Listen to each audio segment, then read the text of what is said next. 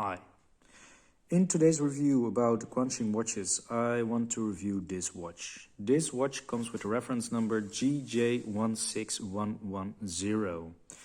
It really looks a lot like the other watch I already reviewed in appearance from above, from the dial side. They almost have the same dial. It is a white, metallic kind of dial. They have gold hour markers and they have the same gold handset and a gold bezel. Now the difference with this one is that, of course, the hour mark for the 12 is just the 12, and this one has pips, loomed pips all around the dial. The case also is a bit different in how it's shaped. The size is almost the same. This one had a 40mm diameter and a 47mm lug to lug. The shiny one, this one, has a 40mm diameter and a 48mm lug to lug. But the depth of the case is much smaller. This one comes with 11mm, whereas the other one came with 12mm. And the shape of the lugs is also different, as you can see. Now, the biggest difference between both watches is in the materials. This one had quite some specs. It had a sapphire crystal, it had a all stainless steel case back, and the movement, of course, is the GJ16110 out of the Nanking factory. Now, the shiny one, this one, comes with the same movement. Although the rotor is a bit different, it's the same movement. But it doesn't have sapphire, it has a mineral crystal. The case isn't made entirely out of stainless steel. This is a plated alloy, and the case back still is stainless steel.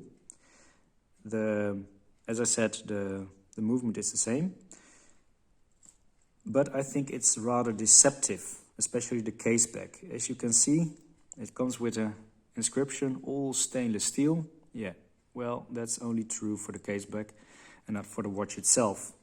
The other deceptive part about the case back is that it appears to be a screw-on or screw-down case back. Well, it is not, because if you have a more closer look, you might spot the tab that's there for prying the case back off. So it's just a clamped-on case back, which is in itself is fine. I don't have any problems with that. This is kind of a dress watch. It has just a minimal water resistance of 3 atm. So yeah, 3 atmospheres isn't that much. So it's okay. But why then make it appear to be something different? Why be so deceptive about the watch? As I bought this watch, the description also was a bit deceptive. In the description, underneath the pictures, they were talking about an alloy case, so that was quite honest. But the pictures that came, I guess, from factory, well, they promised the watch to be made out of a stainless steel. And that's just not true. So, if I should give this watch a new name, I would call it the Imposter. It tries to be something it is not. And I kind of dislike the watch for that, apparent flaw. QC issues. I haven't met many QC issues. Actually, this watch came to me in a very good condition. There's no room between the crown and the case. The movement works properly.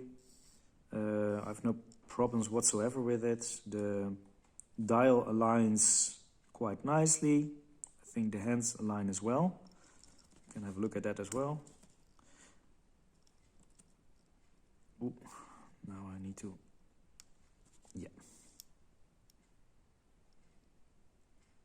Let's have a look. Yeah, look at that. That's actually quite all right, I would say.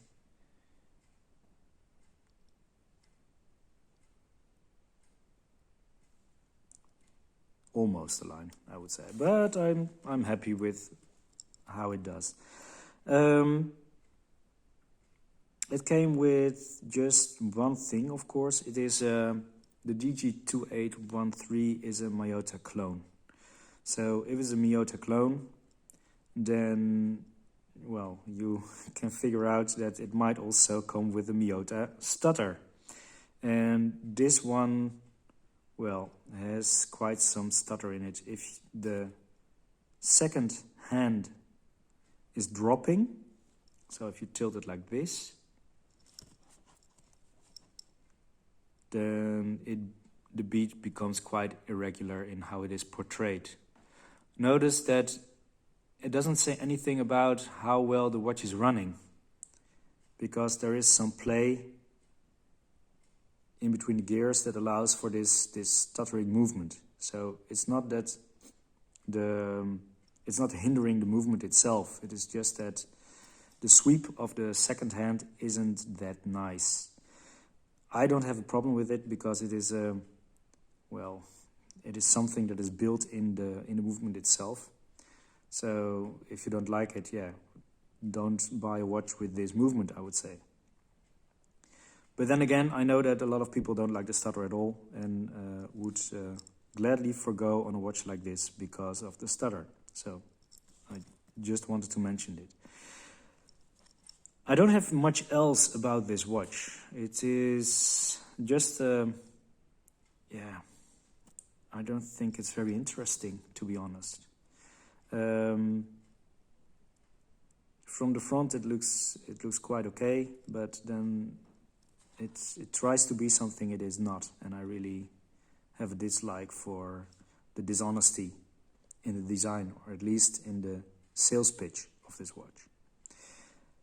Well, that was all I had about this watch, and I will gladly see you back with the last review about the last Guanqin watch, at least, I've bought in this series. Bye bye for now.